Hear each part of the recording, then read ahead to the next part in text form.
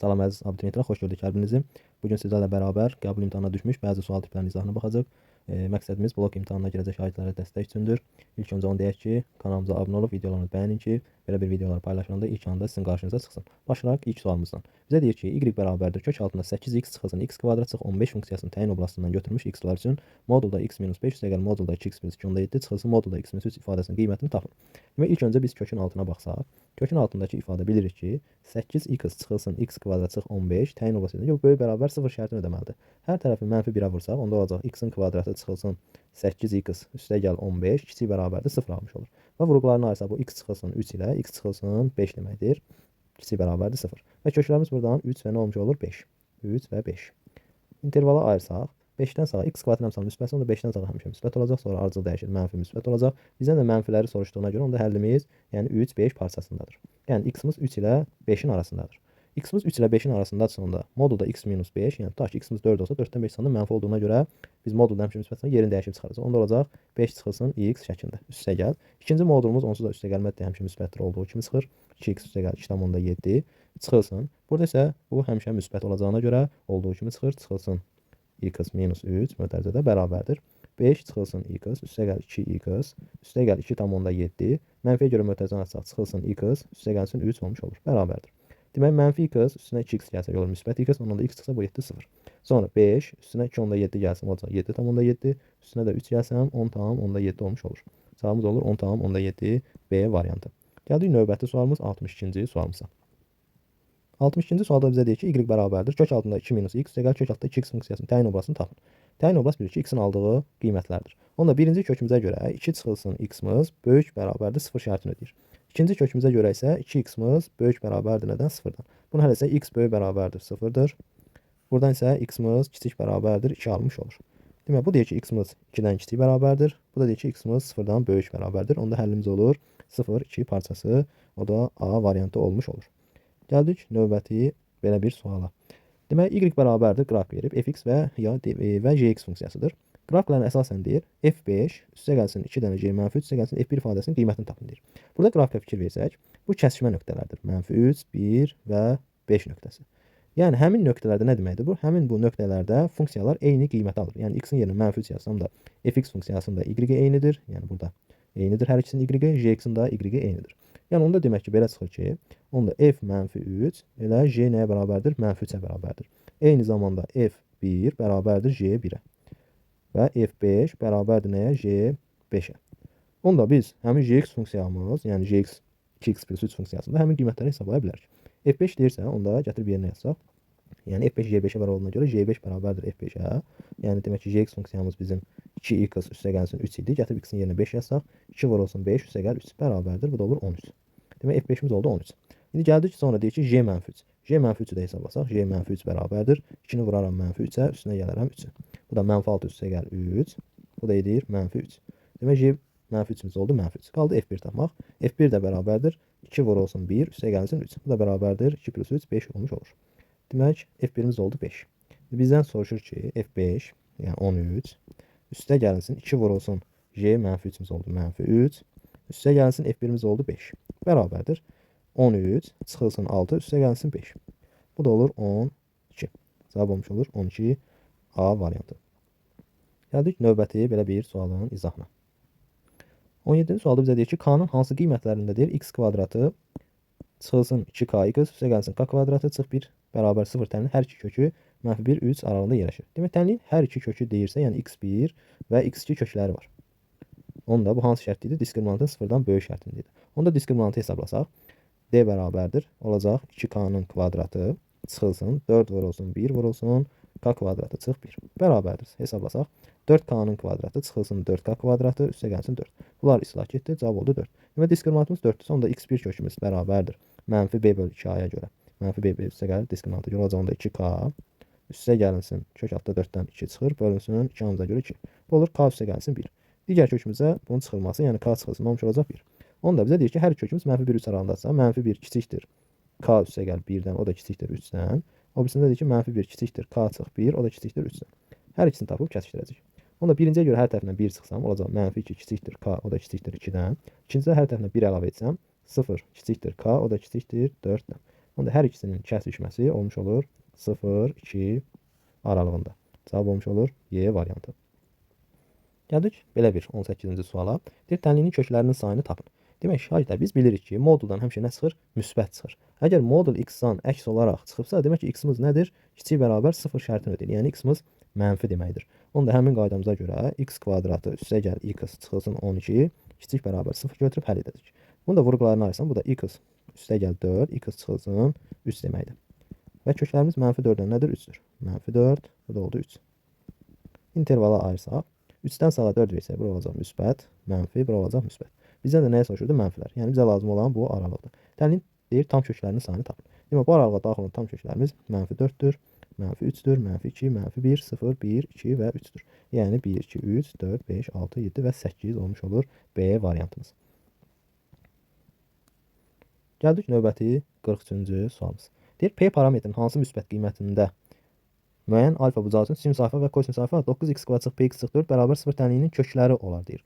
Demək, sinus alfa ilə kosinus alfa tənliyinin kökləridirsə, onda biz 9x kvadratı çıxı px çıxı 4 bərabər 0 tənliyinin hər tərəfini 9-a bölsək, x kvadrat çıxılsın p böl 9x çıxılsın 4 bölünsün 9 bərabərdir 0 almış olur. V-yə görə kökləri cəmi, yəni sinus alfa üstə gəlsin kosinus alfamız bizə verir p bölünsün 9. Köklərinin hasili isə sinus alfa vurulsun kosinus alfa isə bizə verir mənfi 4 bölünsün 9. İndi bu birinci olan dairəyə aldığımız bu hissəni mötərizə kvadratına yüksəltsək. Yəni sinus alfa üstə gəlinsin kosinus alfanın mötərizə kvadratı bərabərdir p bölünsün 9-un mötərizə kvadratına. Mötərizə kvadratını açsaq. Sinus kvadratı alfa üstə gəl. 2 sinus alfa vur kosinus alfa üstə gəl kosinus kvadratı alfa bərabərdir p kvadratı bölünsün 81. Sinus kvadratı ilə kosinus kvadratının cəmi bizə nə verirdi? 1 verirdi. Olur 1 üstə gəl 2 vurulsun. Sinus alfa ilə kosinus alfanın hasili də burada nədir? Mənfi 9-a 4-dür. Mənfi 4 bölünsün 9. Bərabərdir p kvadratı bölünsün 81.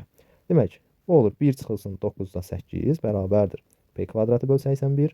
1-dən 9-da 8 çıxsam p kvadratı böl 81 bərabərdir 9-da 1-ə. Onda p kvadratını da tapsam olmuş olur 9. P də bərabərdir müsbətliyinə görə 3-ə. Demək ki, p-miz olmuş oldu 3. Yəni cavab olmuş olur 3. Gəldik növbəti belə bir suala. Deyir ki, kök altında 2x minus 4 üstə gəlsin, kök altında x minus 2 bərabər 0 tənliyini həll edin. Demək, birinci kökümüzdə ortaq kimi kök altında 2-ni çıxarsam mən, yerdə qalar kökün altında x minus 2. Üstə gəlinsin, kök altında x minus 2 bərabərdir 0. Və ortaq kimi hər ikisində görürük ki, kök altında x minus 2 var. Onda kök altında x minus 2-ni ortaq vuruq kimi çıxarsam, yerdə qalar kök altında 2 üstə gəl 1 bərabərdir nəyə 0. Və bu əmsaldır kök altında 2 plus 1. Onda bizim kök altında x minus 2-miz nəyə bərabər olmuş olur? 0. Buradan da kök 0-dırsa, onda x minus 2-nin özü nədir? 0-dır. X də bərabərdir 2 alınmış olur. Cavab olur Y variantı. Gəldik növbəti məşhur sualdır bu sualımız. Dəfələrlə düşüb bu sual. Deyir, bərabər yanlı ABC üçbucağında AB AC-yə bərabərdir. Tangens alfanı, yəni tangens A bucağının 4-də 3 olarsa, tangens B bucağını deyir tapın. Onda əvvəlcə biz üçbucaq çəksək.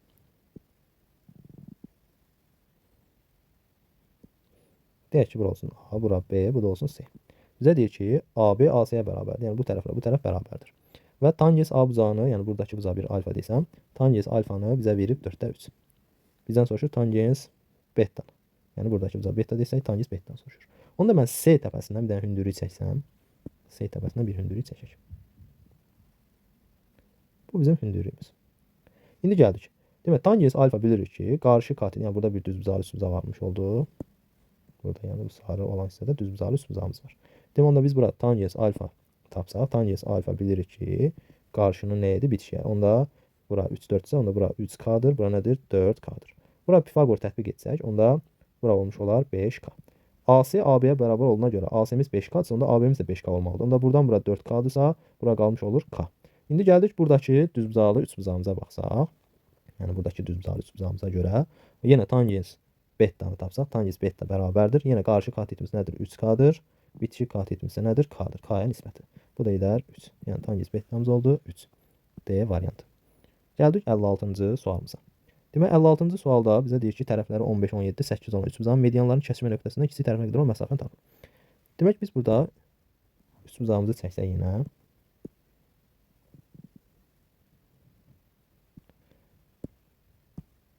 Demək, üçbucağın medianlarını çəksək.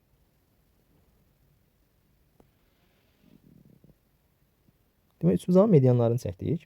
Və üçbucağın bizə deyir ki, medianların kəsmə nöqtəsindən tərəfə qədər olan məsafəni soruşur. Kiçik tərəfinə qədər. Demək kiçik tərəf burada desək 8-dir. Burada deyək ki 15-dir. Burada olsun 17. Demək kiçik tərəfinə qədər məsafə deyirsə, onda bax bu nöqtədən bura qədər olan məsafəni soruşur bizdən, x-i soruşur. İndi biz əvvəlcə nə etməliyik? Üçbucağın sahəsini tapmalıyıq. Əslində buradan görünür ki, yəni bu düzbucaq sadə 15, 8, 17-yə görə indi biz Heron üsulundan istifadə edəcəyik, amma demək yarım perimetri tapsaq 15 üstəgəl 17 üstəgəl 8 bölünsün 2 bərabərdir. Demək 32 40 bölü 20. Onda s bərabərdir kök altında 20 vurulsun. 20-dən 15 çıxsam 5 vurulsun. 20-dən 17 çıxsam 3 vurulsun. 20-dən 8 çıxsaq 12 bərabərdir. Bu 100 eləyir. Bu da olur 36. Yəni bu olur sahəmiz 60. Demək sahəmiz 60-sa və medianların biz bilirik ki, üçbucağın medianlarının böldüyü hər bir üçbucağın sahəsi nə idi? Bərabər idi. Onda burada hər bir üçbucağın sahəsi nə olmuş olur? 10 olmuş olur. Bura 10-dur, bura 10-dur, bura 10-dur, bura 10-dur, burada nə olmuş olur? 10 olmuş olur. İndi bizə deyir ki, həmin bu x-i tapın deyirsə, biz burada fikir versək görürük ki, bu üçbucağa baxsaq, burada 2 dənə üçbucağın birləşməsi var. Onda bu üçbucağın birləşməsinə görə sahəmiz 20-dir. Yəni sahəmiz 20-dir. Biz də sahə bilirik ki, s bərabər idi. 2-də 1 vurulsun x vurulsun 8-ə. Bu 20-yə bərabərsə, 2 ilə 8 isə 4. 4x bərabər 20-dirsə, x-imiz olur 5. Bizdən də x-i soruşurdu. O da olmuş olur 5y variantı. Gəldik növbəti belə bir sual. Deyək ki, diaqonalı 8 sm olan düzbucağının müstəvisinə aid olmayan nöqtə onun bütün təpələrindən 5 sm məsafədədir. Həmin nöqtədən düzbucağın müstəvisinə qədər olan məsafəni tapın. Demək, müstəvidə olanda düzbucağını biz həmişə parallelogram formasında çəkək ki, şəklimiz daha aydın görünsün. Bu yəni bizim düzbucağımız elə bir ki, və bu düzbucağının deyir ki, müstəvisinə aid olmayan nöqtə. Deyək ki, nöqtəmiz buradadır. Və həmin nöqtədən deyir ki, bütün təpələrinə qədər deyir məsafə 5-dir. Buradan bura qədər də məsafə 5-dir. Buradan bura qədər də məsafəmiz nədir? Hamısı 5 sm-dir. İndi bizə deyir ki, diaqonalı isə nədir? Düzbucağının 8. Düzbucağın diaqonalı 8-dir. Biz buradan bu müstəvidən həmin bu oturacaq müstəvisə qədər məsafəni çəksə, bu diaqonalların kəsmə nöqtəsinə düşür. Onda buranı 4 və 4-ə bölünür. Bu da x-dir. Onda 5, 4 üstündən Pifaqor tərifindən x-in kvadratı üstəgəl 4-ün kvadratı bərabərdir 5-in kvadratına. Buradan da x kvadratı bərabərdir 25-dən azsın 9, x-ə bərabərdir 3 alınmış olur. Yəni cavab olur 3C variantı. Gəldik 54-cü sualımıza. Deyir, düzgün üçbucaqlı piramidanın apofemi oturacağının tərəfindən 2 daha böyükdür. Düzgün üçbucaq bilir ki, nədir? Bərabər tərəfli üçbucaqdır. Bərabər tərəfli üçbucağın deyir ki, apofemi deyil, daha doğrusu piramidanı deyir. Piramidanı çəksək bərabər tərəfli oturacağın hissəsi bərabər tərəfli üçbucaqdır. Apofem nədir? Yan üzünün hündürlüyündən söhbət gedir. Onda biz piramidanın özünün hündürlüyünü çəksək, yan üzün hündürlüyü də bax budur. Demək onda bizə lazım olan buradakı bucaq, yəni alfanı soruşur, bu perpendikulərdir. Apofem budur. Yəni tərəfimiz A-dırsa, onda apofem nədir? 2A-dır deyir. Və oturacaq biçi 200-lü bucaq, yəni alfanı soruşur bizdən. Onda biz bu hissəni tapsaq, bu da bilir ki, bərabər tərəfli üçbucağın daxili hissə kimi çevirən radiodur. Və onda düsturı A kök 3 bölünsün, yəni tərəfin kök 3 bölünsün 6-dır. Onda demək ki, bu hissə A kök altında 3 bölünsün olmuş oldu, 6 olmuş oldu. Onda bu düzbucağına görə kosinüs alfanı tapsaq. Kosinüs alfa da bilir ki, bitişik katidin, yəni A kök 3 bölü 6-nın hipotenuza nisbətidir, yəni 2A-ya nisbətidir. Bu da olur A kök altında 3 bölünsün 12A, A-lar gedər. Bu olur kök 3 bölünsün 12. Və alfanı da tapsaq, alfa bərabərdir arc kosinüs kök altında 3 bölünsün 12 olmuş olur B variantı. Diqqətinizə görə təşəkkür edirəm şagirdlər.